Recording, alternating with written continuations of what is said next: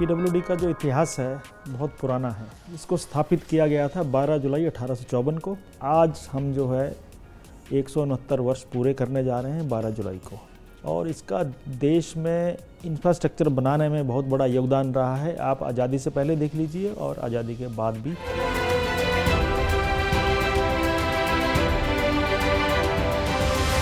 हम बहुत सारे कार्य क्षेत्रों में काम कर रहे हैं भारतवर्ष में, जिसमें इंफ्रास्ट्रक्चर डेवलपमेंट सबसे बड़ा है। जैसे एग्रीकल्चर सेक्टर में, एजुकेशन में, हेल्थ में, टेक्सटाइल में, गवर्नमेंट ऑफिस में, रेजिडेंसीज में, टूरिज़्म में, sports, road, waterways, rehabilitation works में, हर क्षेत्र में हमारे लोग कार्य कर रहे हैं। और हमारा जो विभाग है सारे भारतवर्ष में पूरी तरह फैला हुआ है। जो भी हमें काम मिलता है हम उसको पूरी तरह निभाते हैं।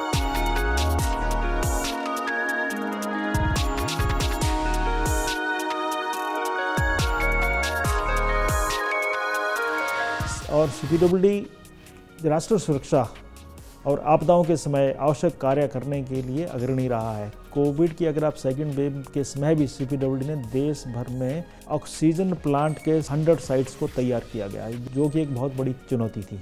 सीपीडब्ल्यूडी पंजाब, जम्मू, रणप, कच्छ, राजस्थान और इंडो पाक बॉर्डर में फेंसिंग का काम, फ्लड लाइटिंग का काम, पश्चिम बंगाल और असम के बाढ़ प्रभावित क्षेत्रों में मेघालय के घने जंगलों में रोड बनाने का काम कर रहा है। जो भी हम काम करते हैं उसका रखरखाव भी हमारे कार्यक्षेत्र में आता है। और इसी तरह जो है सिक्किम, हिमालय की ऊंची चोटियों, भारत चीन सीमा पर रोड्स का निर्माण कार्य भी हमारा विभाग कर रहा है।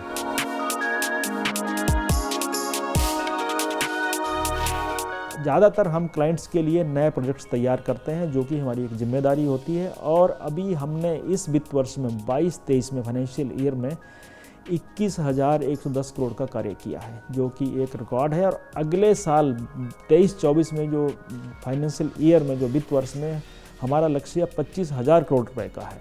हमारे माननीय राष्ट्रपति जी ने जो है ट्रेनिंग ऑफिसर हॉस्टल जो है मसूरी में जो उसका उद्घाटन किया है। फिर टाइप 3 क्वार्टर्स का भी प्रेजेंट स्टेट में 8 जुलाई को 2022 को उन्होंने उद्घाटन किया है। और हमारे माननीय प्रधानमंत्री जी ने नई संसद को सेंट्रल विस्टा प्रोग्राम के अंदर देश को समर्पित किया है।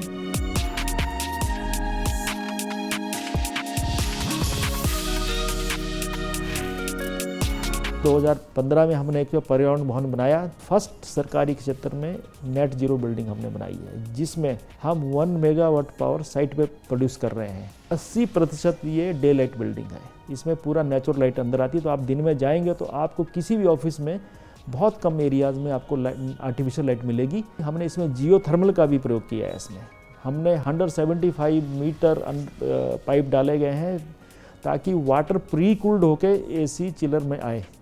तो उससे क्या है, जब चिलर में आएगा तो टेम्परेचर 5 डिग्री का डिफरेंस आता है। इसमें 30 काम चल रहे हैं, जिसमें एजुकेशनल सेक्टर में जो हम मिनिस्ट्री ऑफ एचआरडी के साथ कर रहे हैं, जैसे आईआईटी जम्मू है, हमारा आईआईटी पलाकाड़ है, धारवाड़ है, तिरुपति है, गांधीनगर है, भिलाई, ये बड़े प्रोजेक्ट्स हुए, एम्स। तो ये चीज़ें अब सब जो है देश के हर कोने कोने में पहुँच रही है। कूलिंग की मांग को कम करने के लिए और बिजली की खपत को कम करने के लिए हमने इंडिया कूलिंग एक्शन प्लान हमने किया है, इसको इंट्रोड्यूस। जल समस्या, संसाधनों की समस्या को दूर करने के लिए हमने सभी योजनाओं में रेन वाटर हार्वेस्टिंग और वेस्ट वाटर रिसाइकलिंग लगाने का काम कंपलसरी कर दिया। अनिवार्य से करना ही करना है इसको।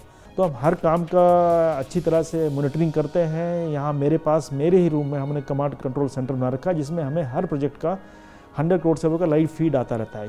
कंप्यूटर लिंक्ड मॉनिटरिंग है, कितनी कंप्लेंट आई, कितनी एड्रेस हुई, कितनी नहीं, और कितने दिन से पेंडिंग है। और ओवरसीज़ में भी हम काम कर रहे हैं। नेपाल में, अफगानिस्तान का हमने जो है पार्लियामेंट बना लिया है, वो भी हैंडओवर हो गया है उनको। और इस तरह नेपाल में चल रही है हमारी पुलिस अकेडमी बन रही है नेपाल के लिए। म्यांमार में भी हमारी वुमेन पुलिस अकेडमी बन रही है, 160 करोड़ में चल रहा है जो काम। और इस तरह एक सूडान में हम मेंटल हॉस्पिटल भी बना रहे हैं वहाँ के नागरिकों के लिए। अब मेरा एक ड्रीम है कि मैं सोचता हूँ कि इंडिया में एक टाइम आए कभी के कोई भी कॉलोनी हो, कोई भी रेजिडेंट हो, वो अपना वेस्ट का खुद ही, जैसे बहुत मैंने देखा है बाहर के देशों में जीरो डिस्चार्ज चलता है, वो कुछ बाहर नहीं डालते। तो हमें इनको भी यहाँ लाने की ज़रूरत है, ताकि हमारा भी कोई भी वेस्ट प्रोडक्ट अपने गेट से बाहर ना जाए।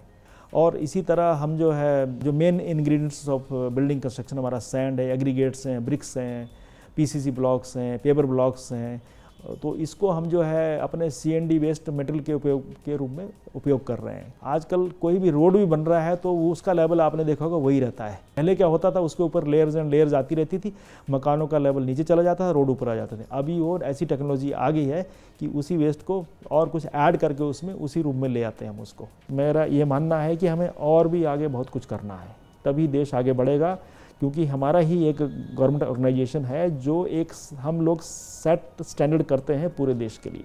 हमारे जो मैनुअल्स हैं, हमारे जो जितने भी ऑर्डर्स हैं, रूल एंड रेगुलेशंस हैं, वो सारे देश में लोक निर्माण विभाग सब इसको फॉलो करते हैं।